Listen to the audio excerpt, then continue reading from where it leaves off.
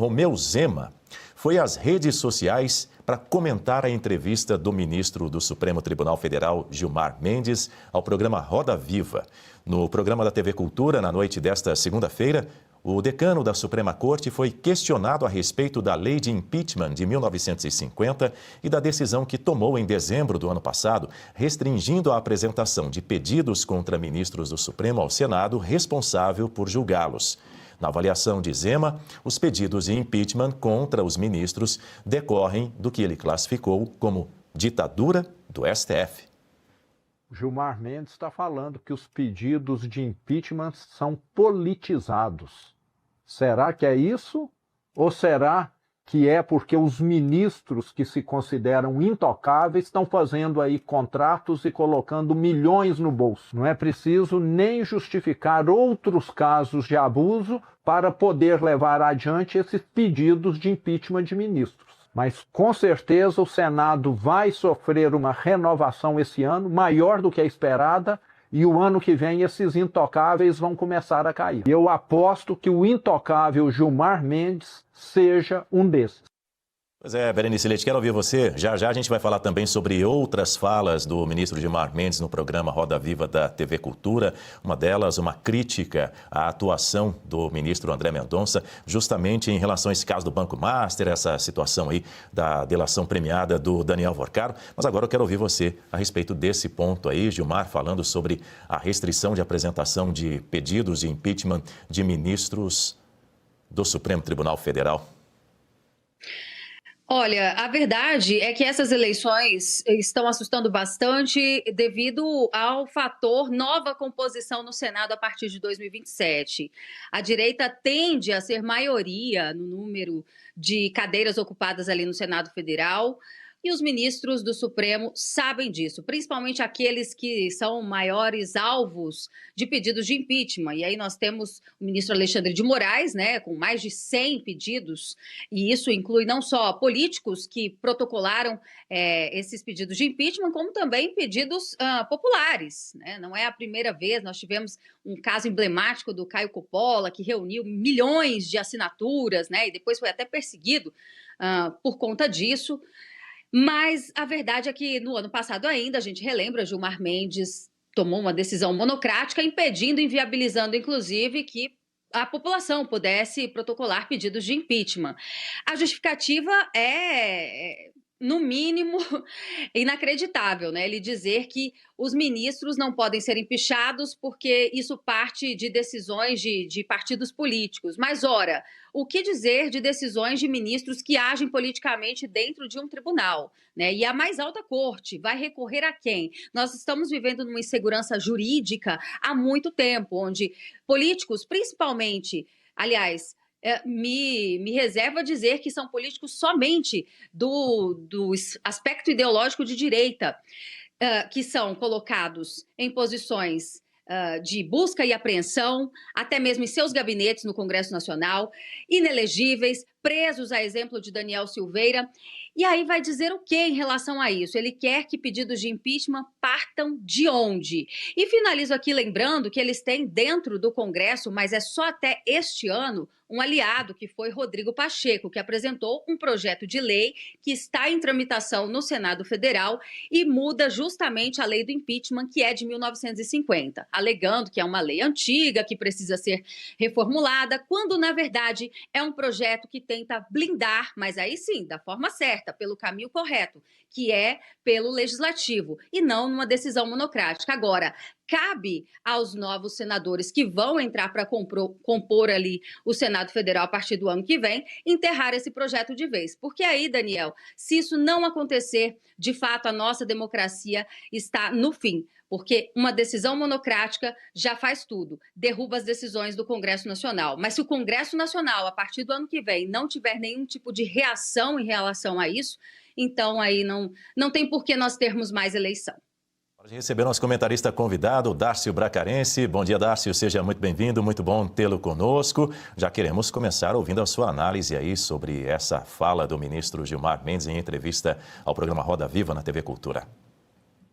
Bom dia a todos, bom dia a toda a audiência da Oeste, Berenice, minha amiga, Suano, um grande professor, e você, Daniel Vidal, sem dúvida nenhuma, um dos melhores âncoras do telejornalismo. Olha, eu já começo dizendo que é lamentável que nesse país ministros da Suprema Corte se comportem como celebridades, né, em programas de auditório, dando entrevistas e por aí vai. A opinião do Gilmar Mendes pouco importa num país civilizado. Por quê? Porque ele é o ministro da Suprema Corte. A ele caberia simplesmente seguir a lei e os dispositivos que o controlam, se fosse o caso. Se deve ou não haver, por exemplo, um código de ética, isso é uma decisão que deveria ser tomada, inclusive pela população por meio de seus representantes. Gilmar Mendes não representa ninguém. O judiciário é um poder sem representação. Dos poderes da República, é o único que não deveria dar opinião, porque ele não é pago para dar opinião. Isso seria assim num país civilizado. Ora, bolas, veja bem, não sei o quê, porque eu concordo com isso, não concordo. Não tem que concordar. Veja, a teratologia do Estado brasileiro se apresenta justamente nesse tipo de circunstância. Quando um juiz é convidado a dar opiniões sobre o sistema de funcionamento da República. E não só isso. A gente viu que em Davos, por exemplo, quando o presidente da Suprema Corte era o Barroso, ele foi para lá debater políticas públicas sem representação. Portanto, Daniel Vidal, eu sinceramente eu fico triste porque ele não só é tratado como celebridade, a grande imprensa abre um espaço enorme para esses personagens, como eles acham que eles estão acima de qualquer opinião e legislação.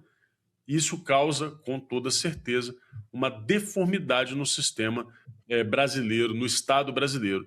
Portanto, espero que um dia a gente possa retomar a normalidade, quando um juiz simplesmente segue a lei e se submete à norma escrita lá no Legislativo. Se o Gilmar Mendes tem muita opinião para dar sobre o sistema brasileiro, sobre o Estado brasileiro, sobre a justiça brasileira, que ele peça exoneração do cargo, concorra às eleições e depois dê a sua opinião, afinal de contas ele estará representando alguém. Hoje, no meu modo de entender, ele não representa ninguém. Tássio, ele também emitiu opinião nessa mesma entrevista ao Roda Viva da TV Cultura sobre o colega André Mendonça. Diz que André Mendonça errou ao se envolver nas negociações da delação premiada do ex-banqueiro Daniel Vorcaro. Eu acho que é uma tarefa difícil. É um trabalho difícil. E por isso é importante que se paute por uma métrica. É importante que não se repitam os erros do passado. Ministro. Na conversa que nós tivemos, por exemplo,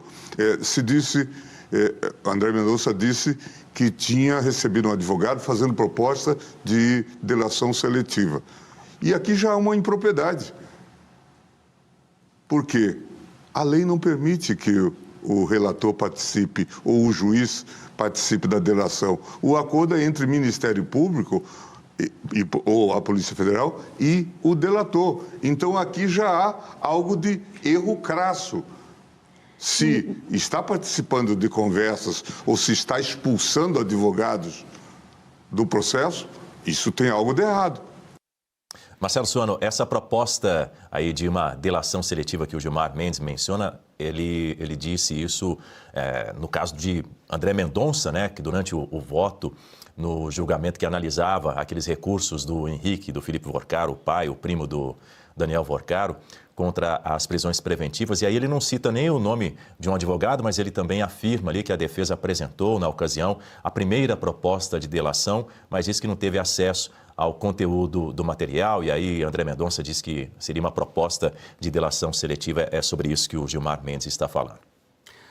Ministro, se porventura o senhor está certo que o senhor falou dessa relação de um juiz com a procuradoria, com a promotoria, com o que quer que seja, faça o seguinte: ao invés de o senhor criticar o André Mendonça, anule tudo aquilo que foi feito pelo Alexandre de Moraes acerca do presidente Bolsonaro e todos aqueles julgamentos que ocorreram. Porque nada foi tão evidente em termos de participação do juiz no processo, inclusive na peça acusatória, do que aconteceu naquele julgamento. E veja, ministro, quem está falando aqui é alguém que não é jurista, mas é uma aberração lógica tão grande, não à toa isso é uma teratologia, como falou o Dácio, que qualquer cidadão percebe. O senhor está falando uma coisa para aplicar em relação a André Mendonça e falando que isso é um absurdo. No entanto, o senhor não identificou esse absurdo quando Alexandre de Moraes cometeu as bizarrices que ele cometeu. Evidente para qualquer cidadão que saiba contar de 1 até 10 e consiga fazer uma articulação entre sujeito, verbo e predicado, ou seja, tem a capacidade de raciocinar logicamente. Então, já que o senhor ousou se manifestar politicamente, eu concordo plenamente com o Dácio. O meu sonho, uma vez me perguntaram no programa qual é o teu sonho imediato para o Brasil, de que juízes se manifestem apenas nos autos. Isso por si só é uma aberração, um juiz dar entrevista. Em outros lugares, o senhor seria impedido, independentemente de um pedido de impeachment ao senhor, que o senhor está querendo ser blindado, exatamente por qual razão? Para matar a democracia. A Berenice foi precisa. Se isso aprovar, é a morte da democracia, porque a democracia é o controle que o povo tem sobre os seus governantes e sobre as suas autoridades. O que o senhor está fazendo é retirar do povo a possibilidade de lhe controlar, entregando exatamente para os demais parceiros em alguma instituição ou dentro da própria instituição da qual o senhor faz parte.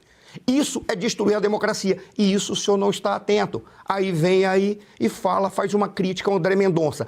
Por si só, o nome que se dá para isso é deselegância e falta de ética. Se o senhor tem alguma coisa para falar contra o seu par, contra o seu amigo, entre aspas, profissional, fale para ele. Não vá falar para o público fazendo política. Isso é política de baixo nível. É tentar... Parece que o senhor está concorrendo a alguma coisa dentro do STF e por isso está querendo anular aqueles que têm maior capacidade de receber do povo o respeito. Infelizmente, é esse o absurdo que nós estamos vivendo.